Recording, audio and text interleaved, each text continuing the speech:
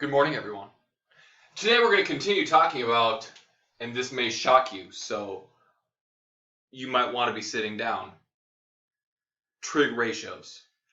I know. Who would have thought that we would spend even more time with right triangles?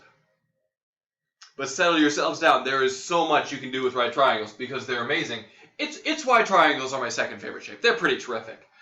So today what we're going to be looking at is the sine and cosine ratios that allow us to calculate angles, or arcsine and arccosine. If you remember from yesterday, we built a tangent equation, but in order to solve for the angle, we had to use arctan, or arctangent. Okay? Today we're doing the same thing. We're going to be writing sine and cosine equations, but need to use arcsine and arccosine in order to solve for the missing angles. Up here on the right, I want to just remind you of SOHCAHTOA, a little memory device to remember which ratio is which. Sine, you'll remember, is opposite over the hypotenuse. Cosine is adjacent over hypotenuse. Tangent is opposite over adjacent, okay? So yesterday we were hitting tangent, opposite and adjacent. So the relationship of these two sides to each other. Today we're going to make it a little bit more complicated, add sine and cosine. There will be no tangent problems today. That's the goal, no tangent problems. And then on Monday, when we pick everything back up, I'm just going to give you triangles and say, go find the angles. And it's going to be up to you to figure out, do I need sine, do I need cosine, or do I need tangent? Okay, so yesterday was tangent, today is sine and cosine. Monday is a mix of all of them. I want to use the word amalgamation, but I don't think that's right. I'll look it up later, maybe while you're working on the problem. All right, so we're going to have an angle. And we're going to say that that angle is x, because remember today we're looking for angles. We don't know the angles, okay?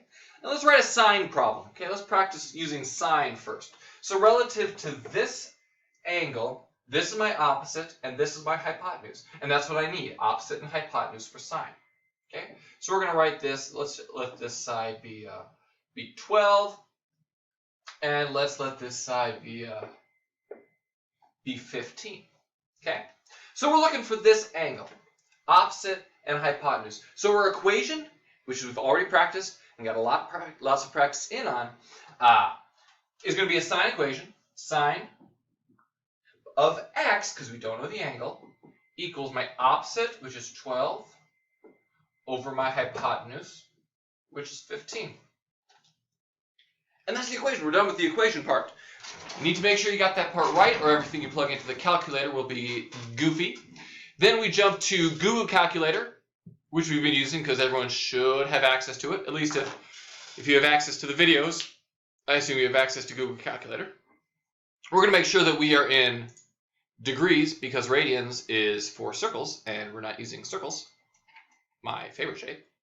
We're using triangles, my second favorite shape. So sine x. Now, if you look at the buttons, you'll notice that just like arctan, there is not a button for arcsine. So same as yesterday, Shift S will give you arcsine. Remember, for tan is Shift T, and arccosine is Shift C. So arcsine of 12 over 15. Again, you can reduce it, but you do not have to. It'll still give you the same answer. 53.13. Let's look at our problem and see if we think 53 degrees is a reasonable answer. If this is a 50-degree angle, that's going to be 40. 50, yeah, 50 looks like it would be pretty reasonable. If I knew this angle, I would probably be able to tell a little bit more, but 50 seems pretty reasonable to me. I didn't get something like 1.3, which would make me very suspicious. I didn't get 300, which would also make me suspicious, because there are not that many degrees in the triangle to go around. So, reasonable. So, x is 53.13 or whatever it is. Okay, so that's what we're doing today. That's sine. Let's look at a cosine problem, which is very similar. Okay, we'll stay with the same side, same angle that we're missing. Let's just say that this is, let's make it a little bit smaller. Let's say this is 7. And let's make this 13. Okay? So now we're looking at a cosine problem. We know this is a cosine problem because relative to this angle, this is my adjacent and this is my hypotenuse. Okay? So because we have the adjacent and we have the hypotenuse, we're going to be using cosine because that's the adjacent and the hypotenuse. So katoa. The brain thoughts. Although it would also probably be a really good idea to write that in really big bold letters on a math folder or on a math notebook or on a piece of tape and stick it to your computer, because remember, during assessments you are allowed to use notes and really anything that you have lying around. So it would probably behoove you to have that available. All right, so again, we start with our equation. Cosine of, we don't know it, so just let it be x, equals my adjacent over my hypotenuse. So, cosine of x, to the calculator.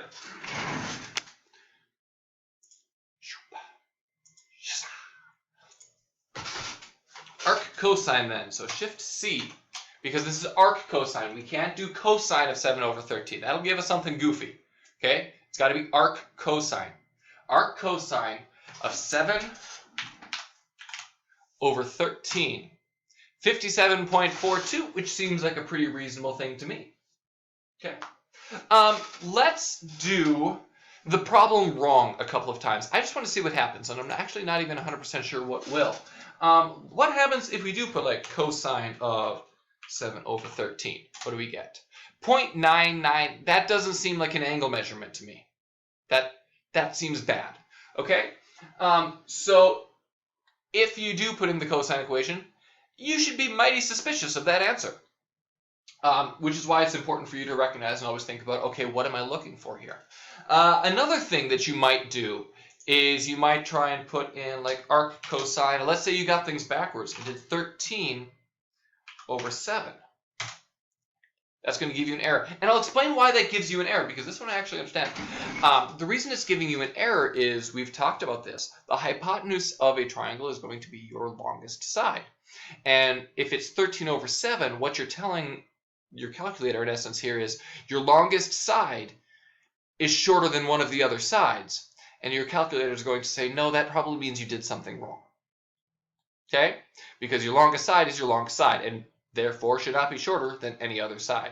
So if you put anything to do with cosine, the bottom number should always be bigger. If you ever put in a cosine or a sine problem, for that matter, and the bigger number is on top, you've probably got your fraction backwards. Okay? Let's look at giving you, there we go, a problem so that you can do a little bit of practice.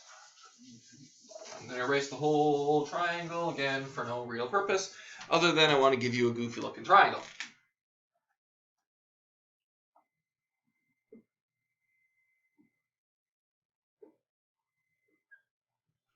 Behold, a right triangle. Oh, could I do it that way? Yeah, I can totally do it that way. Okay, so here's the deal. I'm going to let this be x, I'm going to let this be y, and we're just going to do a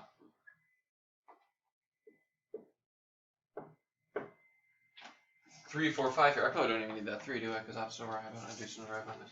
Yeah, I don't even technically need that 3. So here's the deal. You could totally cheat and just calculate one of the sides or one of the angles and then use subtraction. But I'm going to ask you to not do that, because then you get more practice in. And the goal here is practice and to get better at things. And again, and I've clarified this a ton of times, you don't get any point for the ed puzzles. And, well, I don't have a B. You don't get any points for ed puzzles, so just practice. Okay? And I'm going to trust you to care enough about your learning to do that. All right, so looking at this problem, the things that I want are x and y. I have set this up so that x is going to use sine, opposite over hypotenuse, and y is going to use cosine, adjacent over hypotenuse. Again, you could cheat and use subtraction, but it's not doing you any good to do that. So take a moment and go ahead and find x first and then y. So x, go. All right, we're going to look at x, and then if you got x wrong, then you can maybe have a better sense of what y is going to be doing. So x is going to be sine of x equals my opposite over my hypotenuse, which is 5. So sine of x equals 4 over 5, which means that we need whoops, actually get into my calculator before I start pushing buttons. Arcsine of 4/5. Oops, typo there. There we go. So I got a 53.13, which seems reasonable to me. So let's then take a moment. And a great way to check this is if we use sine to find x and cosine to find y, they should add together to be 90. And maybe 99.999 or something like that, but they should add up to be 90. So find y using cosine, and then that's how we'll check our answers. Go. All right, so our equation will be cosine. And we're using cosine because it's our adjacent and our hypotenuse. Cosine of y equals 4/5. Adjacent, hypotenuse. So cosine of y.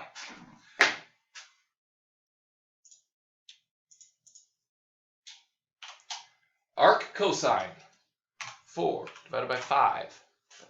Gotta watch that 6 button apparently. 36.87 is what we got. 36.87. So let's go ahead and put that over here. 36.87. To check our answers, we need to take 53.13 and add it to 36.87.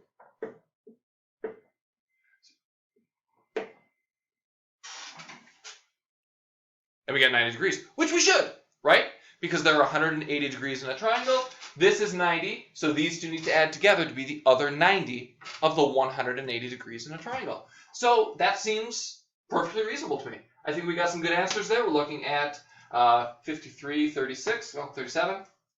If we're on to the nearest whole number. These are the problems that you're dealing with today. Look at the whether you're using sine or cosine. I'm probably not going to tell you which, at least not by the last couple of problems. And calculate your missing angles. Round to the nearest 100th, and then you'll be set for the weekend. The next assessment is putting all of them together, so that will come after Monday. So you have the weekend to get caught up if you are behind. Although if you're watching this video, you're probably not behind. All right, go ahead and get to work. I'll be available if you need help. Schedule assessments if you need them, and rock and roll.